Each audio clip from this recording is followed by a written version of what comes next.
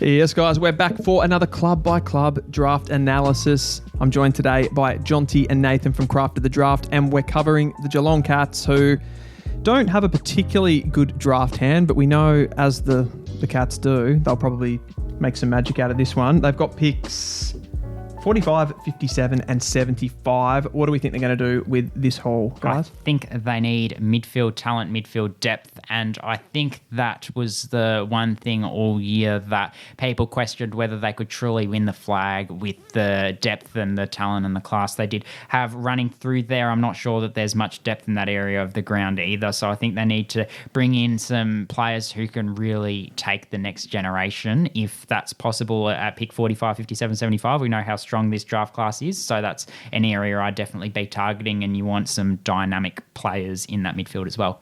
Who do we think, from a rankings perspective and a talent perspective, who do we think could be sniffing around that mark? I've got one that I'll go into in a second. What do you reckon, Nate? Well, no, I won't comment because I have a different angle, and I'll come back to. So you go on. I guess the players that came to mind, I'll give you four. So we know they love to stick local. So Xavier Ivicic. That was mine. Xavier Ivicic is the obvious one. He can step through traffic so well, and I think he's someone that, as a midfielder forward, like you start him as a half forward that goes into the midfield. I love him. I think he's great. Yeah, and then he graduates into that midfield. Some others, Damon Hollow, I rank really highly. I think he's got some unique attributes in this draft class that Geelong could look at. Cody Anderson is one that I think would suit Geelong so well, just disciplined Chris Scott style. He'd love that country lifestyle as well, the way that Geelong go about it, and his pressure would be really good in there. Do you think he's too similar to... That's my question, Jai Clark? Jai Clark and even Stevens. Yeah, possibly. George Stevens, who was drafted last year as those two big bulls. Yeah, and that's a fair question. And Jack Au is the other one, the big body. He's really clean in the contest as well, but you probably start him as a half-back or even a winger, but he's got no problems finding the footy. Out of those, I probably think Xavier Ivicic is the best if he's still on the board, and obviously that Geelong Falcons to Geelong Cats will live long. I love the Ivicic move because I think they have a lot of workman-like players, like we mentioned, and I think adding players like Anderson doesn't. It probably just doesn't fit the balance of that team. Getting someone like Ivicic is just that connecting piece between the forward line. He just uses the ball so well. So classy. Classy and clever, and I really do rate him as above that later batch of midfielders that are in the draft. I find him as a mid, he's sort of sitting alone in the middle section of the draft, so I think that works well. Nathan, you've got a bit of a different angle here. Well, guys, I was going to comment on Damon Hollow as one to add. Well, they got rid of Gary Rowan. So my question is, what are they replacing him with? What are they looking to do? Unless they're completely looking to change the dynamic of that forward line, I'd see Josh Murphy as a great replacement for Gary Rowan in terms of real power, ability to impact in spurts and do it efficiently as well. I mean, Josh Murphy's one we've had questions on because he hasn't shown anything outside of the forward 50. So that's the versatility is a question mark, but he's kicked bags of 4 or 5, and I feel like it's gone quite under the radar. We say, like you said, Geelong have a habit of making players very good just naturally with a few years of development. The development is fantastic. They disappear and then they come back. So Josh Murphy's one that I think could fill that hole. Even if they look to someone like a Tom Sims, if he drops around that range as well, do they just look for someone to rejig? Even Jeremy Cameron's on his way out, let's be honest. Like, he's still very good at the moment, but he's definitely not getting any younger. You mentioned the Gary Rowan replacement. Like, there's Hawkins too. Hawkins. So, that was the other one. That's my Tom Sims there. There's the Tom Hawkins in that area. So I think they do have to kind of consider midfield and forward, which angle they go to.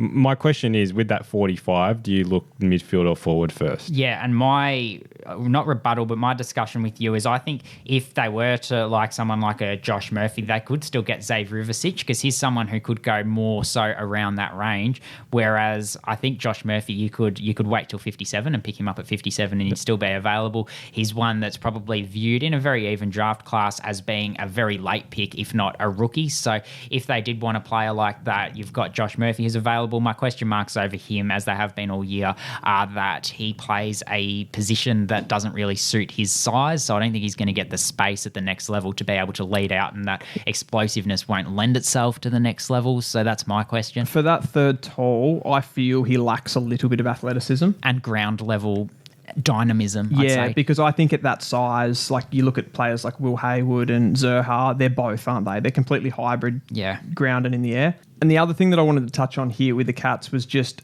do any of these guys that we've spoken about, Murphy, Ivicic, can they crack into that side that I think will be pushing for a top 8, at least a top 4 position? Can they get into the team?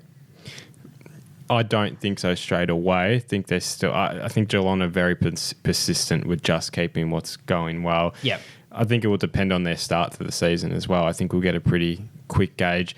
I think finishing top 4 for them was not a good thing for seasons to come in terms of fixturing and things like that, because I don't think they're going to. Yeah, I don't think they're going to get better next year. I think they'll slowly I don't think they'll get much worse, but I think a fixturing, if they have a poor start to the season, might give them a better chance. The one thing I want to talk about with your Tom Sims suggestion, that key forward, Nathan, is I really liked the way Geelong looked in the back end of the year with having Shannon Neal up there as that Tom Hawkins replacement. I'd prefer them with the style of footy that they look like they're going down to look at those 193, 194. Josh Murphy, like you said, perhaps centimetre players that can do a little bit of both at ground level and are really mobile rather than being really predictable. And you always knew when Tom Hawkins was going to play, even when he was entering the back end years, you're going to target him. And he's that real physical, combative style of player, which is probably to some degree going out of vogue a little bit in the modern game. But I'd lean more towards, if you're going to take a key forward, someone like a Gabriel Stumpf. Obviously, there's a little bit of development that needs to go with him. Do you think even a Floyd could be in this conversation if he was to slip a little bit? Floyd Burmeister from GWV Rebels, a ruck forward. Yeah, definitely. Yeah, interesting. One other thing I want to touch on is I think Ajang Kwol from the Geelong VFL system is one that is being looked upon by clubs, and I think he's one Geelong might take. He's a little bit more ready-made than some of the others. There's still a rawness to him, but he's a little bit older. He tested at the state combine, and he's one that they could take if they wanted some height. Do you think they'd take him in the national? No, I'd be looking at him as either that pick 75, so very late in the national, or otherwise as a rookie. And Jack Henderson is another one that's sort of been linked, and I really like the way he fits in. He's sort of a disciplined player out of the Werribee VFL system. They won the premiership this year. The only thing we didn't touch on was the acquisition of Bailey Smith into that midfield. How much do you think that changes the discussion about picking up a midfielder with that pick 45? Not too much. I think Bailey Smith is not overrated. I just think his ball use is quite poor at times. I think he's talked up a bit more than what he's really worth at times. He's one of those rare players for me, Bailey Smith, where his ball use around the ground feels terrible at times. Yeah. But when he's inside 50, he hits the scoreboard. Yeah, he does. And he feels really clinical in front of goal. Yeah, field kicking versus goal kicking are two different things, definitely. I think they need a complete evolution of that midfield. So I think adding Bailey Smith is only one piece, and Xavier Ivicic in the next couple of years, it can still be added, or whoever that is, with the addition of Bailey Smith as well. I think they complement each other well. I think we'll wrap it up there, guys, for the Cats. Thank you guys for listening. We'll be back with more of these videos in the coming weeks. See you next time.